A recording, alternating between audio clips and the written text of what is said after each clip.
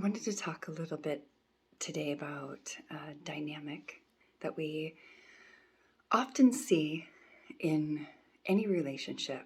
It's not gender exclusive, although it's possible that a gender acts it out more than the other, but really it has to do with a dynamic, a polarity. And my sense is being able to see it more consciously. We can do something with it.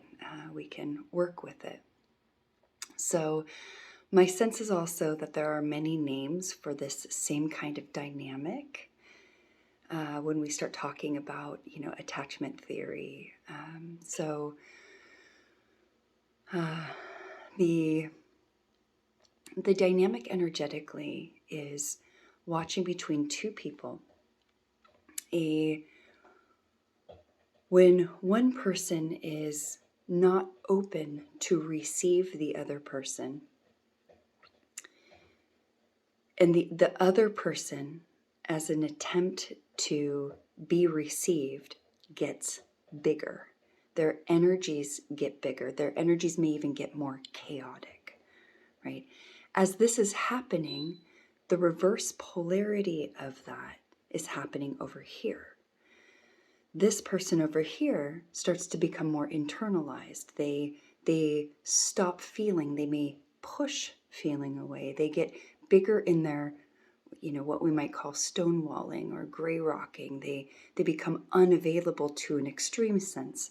So you have this large energy over here, the chaos, and then you have this large energy over here, this pushing away. And this can seem like an avoidant person who can't feel. But when you watch the dynamics in polarity, you start to recognize, what can we do, right? If this is the feminine and she feels everything, and she, in feminine meaning energy, not gender. So this is, the divine purity, that the chaos that could potentially lead to destruction, it's just not conscious of itself. So this energy that's getting chaotic, it's not conscious of what it's creating or generating, right? So it gets bigger and bigger. That turns into some sense of self-destruction because it's not getting what it wants over here, which is connection, because it's not connected itself over here. So over here, you get the same if this is the divine masculine or the masculine energy, not the gender, but the energetics, that it's conscious and it's aware that there are emotions, but it doesn't know how to be with them because it doesn't know how to open itself to life and to navigate it, because it in itself, at the extreme, is fearful of overwhelm, fearful of becoming unconscious itself by overwhelm, becoming annihilated. So it pushes away at the extreme. So you've got two creating a spiral that is doing the opposite in a dynamic, in relationship, than what one wants. And yet if we can see this, and we can see that as my energies get bigger, the energies over here get bigger too, just in the opposite direction. It's not creating or generating for me what it is that I'm desiring, which is connection first inside myself. Then I must, or it would be wise for me to take a look at what it is that I'm generating or creating that's causing that, in the overwhelm of the emotions within flooding myself. If I can't keep control of that, and really control in the sense of governance, if I can't govern my own inner world and my own embodiment of energies, then I'm at disservice to myself. I'm no longer in intimacy either. I no longer have conscious contact and awareness of the energy and how it's serving my stillness, how it's serving my joy first.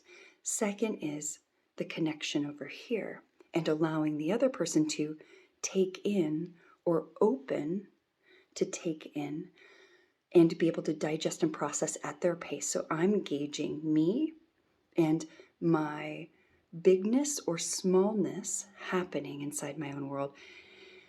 And at the same time, on the flip side, if I were pushing away that energy, if I were becoming more and more resistant, and I'm, becoming more and more stubborn or more and more obstinate, seemingly more and more closed off, right?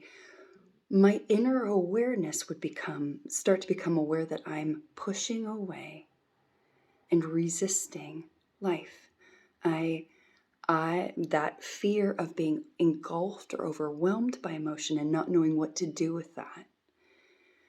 And my strategies of how I'm working with that would be to start to monitor when I start tightening and creating distance, which is a feeling, creating distance from the person talking and myself, and to breathe and relax. And slowly just allow myself to relax into the experience of the feelings and the sensations.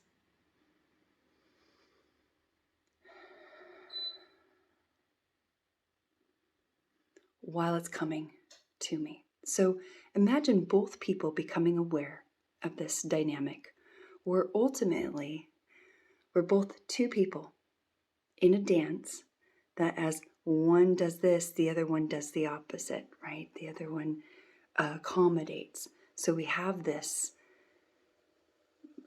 movement that's happening all the time within all relationships, really, in any dynamic. Now, on the extreme sides, when we can't see can't see and don't self-recognize that we're first responsible for those things that we ourselves are creating or generating, and the reason why the other person walks away or shuts down, or that our neediness to either push away or to be heard or seen, that need first is we need to show up for ourselves and see what that is, to be able to start governing that relationship with our own intimacy, right? Before we are no longer able to govern ourselves, and the other side is before we self-destruct, right? So all of these different ways that we have the ability within ourselves to govern our own energetic bodies, and thus become more conscious of others' experiences, but more so our own experience. So I hope this was helpful, and thank you for being with me.